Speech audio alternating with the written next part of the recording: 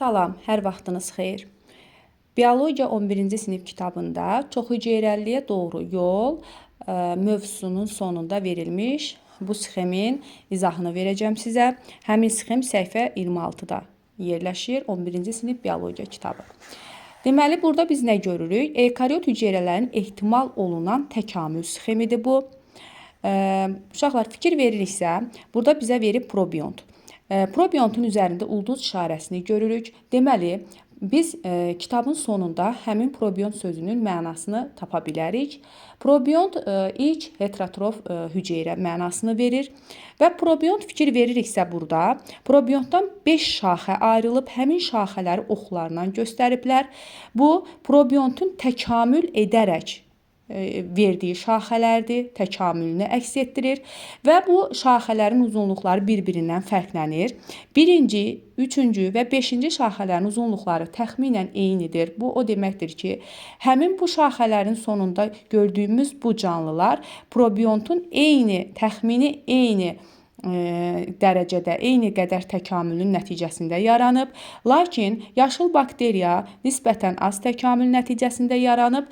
DNT-yə malik anaerob heterotrof isə probiontun cüzi təkamülünün nəticəsidir. Gəlin probiontun təkamül edərək yaratdığı hüceyrələrə baxaq.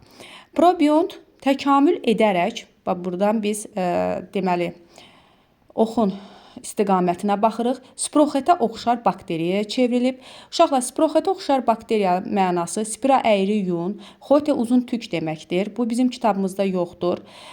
Deməli, probiont təkamül edərək sproxetə oxşar bakteriyaya başlanğıc vermişdi. Burada göstərilib həmin bakteriyalar.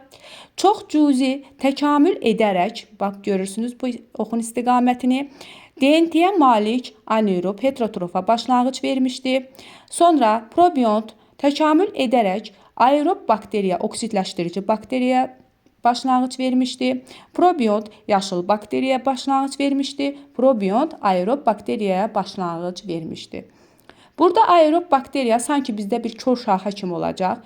Sxemdə, yəni təsvir olunmuş prosesdən bir qədər kənarda qalacaq.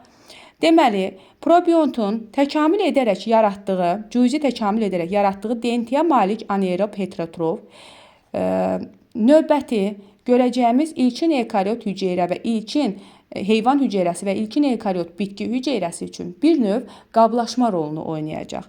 Yenə deyirəm, probiont cüzi təkamül edərək DNT-yə malik anaerob heterotrofa başlanğıc vermişdir ki, həmin anaerob heterotrof sonradan DNT-yə malik anaerob heterotrof ilkin ekariot heyvan hüceyrəsi və ilkin ekariot bitki hüceyrəsi üçün qablaşma rolunu oynayacaq.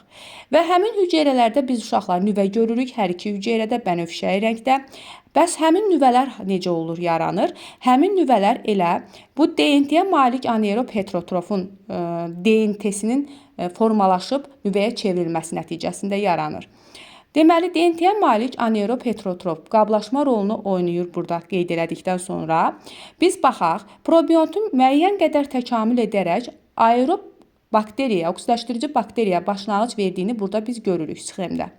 Həmin aerob bakteriyalar ilkin ekariot bitki hüceyrəsi və ilkin ekariot heyvan hüceyrəsi tərəfindən udularaq hər iki hüceyrədə mitoxondrinin yaranmasına gətirib çıxaracaq.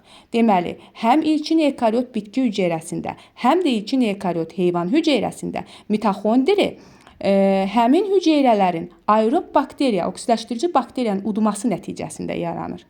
Sonra görürük ki, burada sproxetə oxşar bakteriyada həmin hüceyrələr tərəfindən udulur.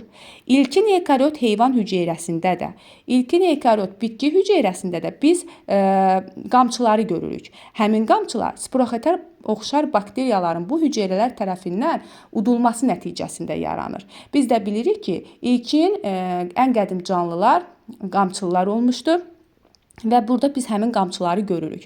Daha sonra baxırıq ki, ilkin ekariot heyvan hüceyrəsi ilə ilkin ekariot bitki hüceyrəsinin fərqi yəni görünürdə olan fərqi ilkin ekariot bitki hüceyrəsindəki xloroplastlara görədir. Bəs o xloroplastlar hardan yarandı? Deməli, həmin bitki hüceyrəsi yaşıl bakteriyanı udaraq xloroplasta çevirəcək və həmin yaşıl bakteriya ilkin ekariot bitki hüceyrəsində xloroplastın yaranmasına gətirib çıxaracaq. Nəticədə ilkin ekariot bitki hüceyrəsindən bitkilər başlanğıc götürüb, ilkin ekariot heyvan hüceyrəsindən isə həm heyvanlar, həm də göbələklər öz başlanğıcını götürmüşdü.